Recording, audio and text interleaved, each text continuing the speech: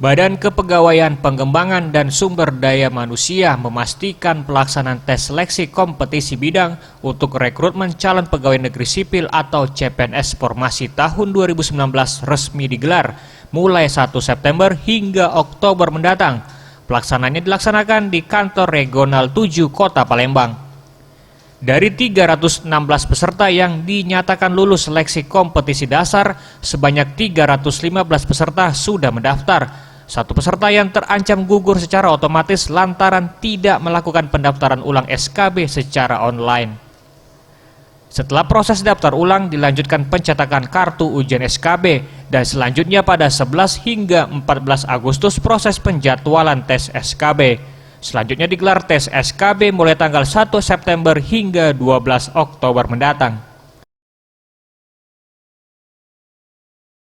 Alasannya apa gak? Hah? Alasan kita? Ya alasan kita lebih ini alasan kita yang minta di situ. Alasan itu kenapa?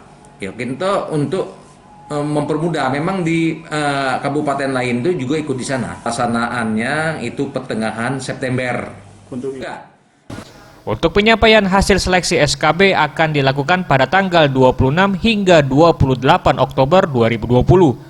Para peserta nantinya dalam mengikuti tes SKB diminta untuk selalu menerapkan protokol kesehatan COVID-19 dengan memakai masker dan meminta selalu menjaga kesehatan.